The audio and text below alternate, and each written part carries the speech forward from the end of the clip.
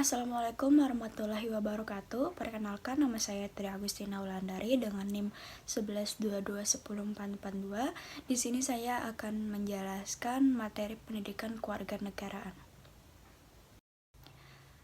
Yang pertama adalah pengertian pendidikan kewarganegaraan.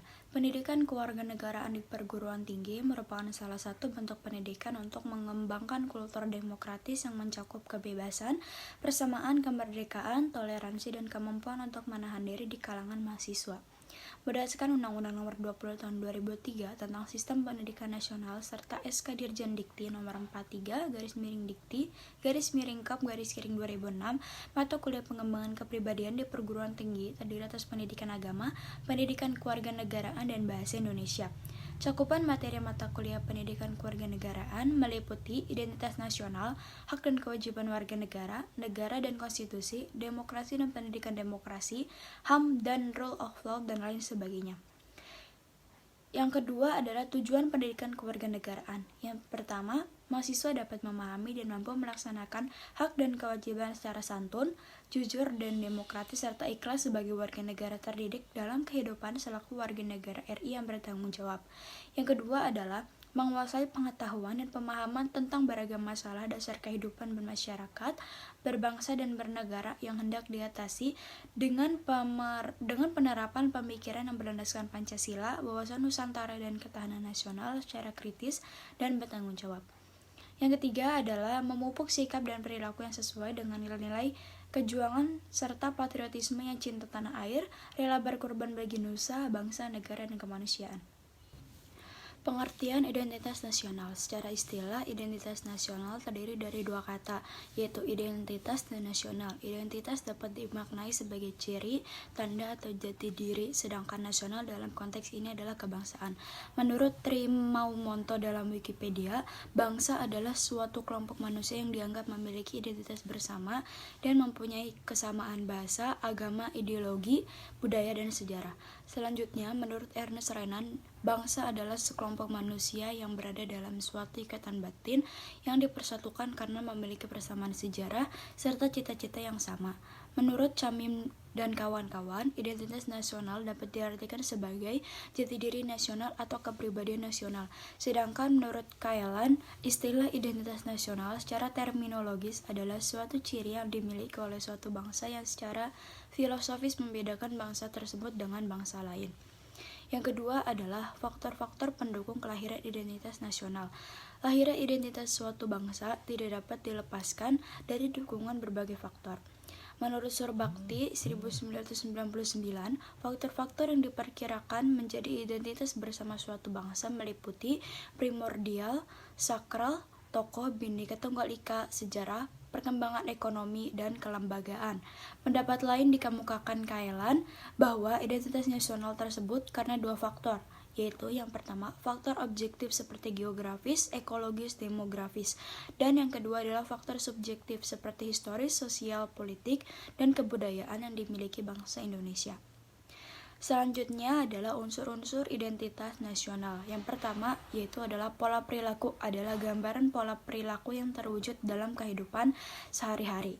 Yang kedua adalah lambang-lambang adalah sesuatu yang menggambarkan tujuan dan fungsi negara.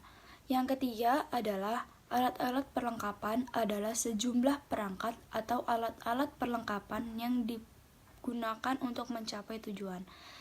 Dan yang keempat adalah tujuan yang ingin dicapai yang bersumber dari tujuan yang bersifat dinamis dan tidak tetap seperti budaya unggul, prestasi dalam bidang tertentu. Yang selanjutnya adalah hak dan kewajiban warga negara. Yang pertama adalah konsep warga negara. Warga negara adalah anggota negara. Demikian secara singkat pengertian umum tentang warga negara dalam UU Nomor 12 Tahun 2006 Pasal 1 Ayat 1 tersirat 16 bahwa negara adalah warga suatu negara yang ditetapkan berdasarkan peraturan undang-undang. Sebagai anggota negara, warga negara mempunyai hubungan yang khusus, yaitu hubungan hak dan kewajiban yang sifatnya timbal balik satu sama lainnya dimanapun ia berada, baik di dalam negara atau di luar negaranya.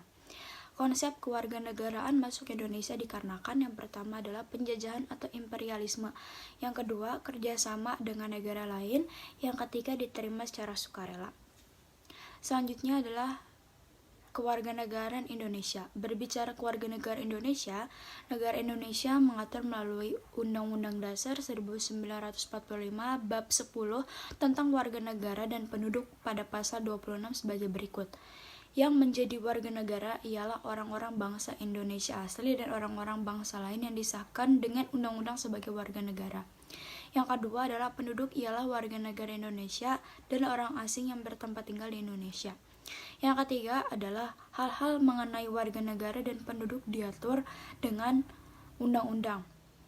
Unsur-unsur negara meliputi yang pertama adalah A, yaitu rakyat, B, wilayah, dan yang C adalah pemerintah yang berdaulat. Selanjutnya adalah asas-asas kewarganegaraan yang dipergunakan dalam Undang-Undang Nomor 12 Tahun 2006. Yang pertama adalah asas ius sanguinis, yaitu asas yang menentukan kewarganegaraan seseorang berdasarkan keturunan, bukan negara tempat kelahiran. Yang kedua adalah asas kewarganegaraan tunggal, yaitu asas yang menentukan satu kewarganegaraan bagi setiap orang. Yang ketiga adalah asas ius soli, secara terbatas, yaitu asas yang menentukan kewarganegaraan berdasarkan negara tempat kelahiran, yang diperuntukkan terbatas bagi anak-anak sesuai dengan ketentuan yang diatur dalam undang-undang. Yang terakhir adalah asas kewarganegaraan ganda terbatas, yaitu asas yang menentukan kewarganegaraan ganda bagi anak-anak sesuai dengan ketentuan yang diatur dalam undang-undang ini.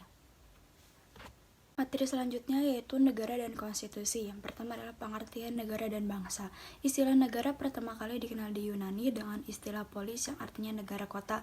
Lalu di Romawi dikenal dengan istilah civitas. Kemudian setelah beberapa abad, kemudian mulai digunakan kata status atau statum dalam bahasa Latin artinya negara. Logeman mendefinisikan negara sebagai suatu organisasi kemasyarakatan yang bertujuan dengan kekuasaannya mengatur serta menyelenggarakan sesuatu masyarakat. Menurut Kamus Besar Bahasa Indonesia, bangsa adalah orang-orang yang bersamaan, asal, keturunan, adat, bahasa, dan sejarahnya, serta berpemerintahan sendiri. Yang selanjutnya adalah teori terjadinya negara. Yang pertama adalah teori kontak sosial atau social contract. Menurut sosial ini, negara terbentuk atas dasar sebuah perjanjian yang dilakukan oleh masyarakat. Yang kedua adalah teori ketuhanan. Teori ini menganggap bahwa negara adalah kehendak Tuhan. Teori ini dipelopori oleh Agustinus, F. Gestal, dan Kranenburg. Yang ketiga adalah teori kekuasaan, yaitu negara terbentuk karena adanya kekuasaan atau kekuatan. Yang terakhir adalah teori hukum alam, yaitu negara ada karena adanya keinginan untuk memenuhi kebutuhan manusia yang bermacam-macam. Konstitusi. Istilah konstitusi berasal dari kata constituere atau Prancis yang artinya membentuk. Dalam bahasa Latin merupakan gabungan dari dua kata, yaitu cume yang artinya bersama-sama dan stator yang berarti berdiri, membuat sesuatu berdiri atau menetapkan. Jadi konstitusi berarti menetapkan sesuatu secara bersama-sama. Dalam Kamus Besar Bahasa Indonesia, konstitusi berarti yang pertama adalah segala ketentuan dan aturan mengenai ketatanegaraan. Yang kedua, Undang-Undang Dasar suatu negara. Pada hakikatnya, konstitusi itu berisi 3 hal pokok, yaitu yang pertama adalah adanya jaminan terhadap hak-hak asasi manusia dan warga negaranya. Yang kedua, ditetapkan susunan ketatanegaraan suatu negara yang bersifat fundamental. Yang ketiga, adanya pembagian dan pembatasan tugas ketatanegaraan yang juga bersifat fundamental. Yang keempat, ada demokrasi dan pendidikan demokrasi. Kata demokrasi yang berasal dari bahasa Latin demos dan kratein atau kratos, dan dalam bahasa Inggris menjadi demokrasi. Menurut Abraham Lincoln, demokrasi adalah suatu pemerintahan dari rakyat, oleh rakyat, dan untuk rakyat. Menurut Winata Putra, pendidikan demokrasi adalah upaya sistematis yang dilakukan negara dan masyarakat untuk memfasilitasi individu, warga, negara agar memahami, menghayati, mengamalkan, dan mengembangkan konsep, prinsip, dan nilai demokrasi sesuai dengan status dan perannya dalam masyarakat. Perkembangan demokrasi di Indonesia. Periode 1945 sampai 1959, masa demokrasi parlementer yang menonjolkan peranan parlemen serta partai-partai. Periode 1959 sampai 1965, masa demokrasi terpimpin, ditandai dengan dominasi presiden, terbatasnya peran partai, berkembangnya komunis, peran ABRI sebagai unsur sospol semakin meluas. Periode 1966 sampai 1998, masa demokrasi Pancasila era Orde Baru, ditandai peran presiden yang dominan terhadap lembaga-lembaga negara yang lain. Pancasila hanya dijadikan kedok penguasa. Periode 1999 sampai sekarang, peran parpol kembali menonjol. Iklim demokrasi memperoleh nafas baru, multipartai. Syarat-syarat dasar penyelenggaraan pemerintahan yang demokrasi. Yang pertama adalah perlindungan konstitusional yang menjamin hak-hak individu dan menentukan prosedur untuk memperoleh perlindungan hak-hak yang dijamin. Yang kedua adalah badan kehakiman yang bebas dan tidak memihak. Yang ketiga, pemilihan umum yang bebas. Yang keempat, ada kebebasan untuk menyatakan pendapat. Yang kelima, kebebasan berserikat dan berproposisi. Dan yang terakhir adalah pendidikan kewarganegaraan atau civic education. Dan yang terakhir, yang kelima adalah rule of law dan hak asasi manusia. Hak asasi manusia adalah hak yang melekat pada diri manusia yang bersifat kodrati dan fundamental, sebagai anugerah Tuhan yang harus dihormati, dijaga dan dilindungi oleh setiap individu, masyarakat atau bangsa. Menurut Martini dan kawan-kawan, secara formil, rule of law diartikan sebagai kekuasaan umum yang terorganisir, organized public power. Hal ini dapat diartikan bahwa setiap negara mempunyai aparat penegak hukum, sedangkan secara hakiki rule of law terkait dengan penegakan hukum yang menyangkut ukuran hukum yang baik dan buruk, just and unjust law. Hak asasi manusia yang tersirat dalam sila-sila Pancasila adalah sebagai berikut. Yang pertama, sila ketuhanan yang Maha Esa, kebebasan untuk beribadah menurut agama dan keyakinan masing-masing.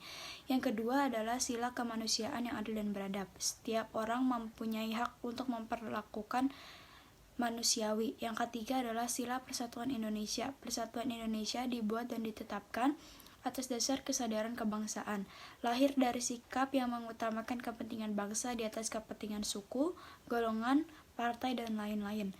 Yang keempat, sila kerakyatan yang dipimpin oleh hikmah, kebijaksanaan dalam permusyawaratan perwakilan, seperti kebebasan mengeluarkan pendapat, baik lisan maupun tulisan, berkumpul menjadi anggota partai politik. Yang terakhir, yang kelima adalah keadilan sosial bagi seluruh rakyat Indonesia. Setiap orang mempunyai hak mendapatkan kehidupan yang layak sebagai manusia yang terhormat.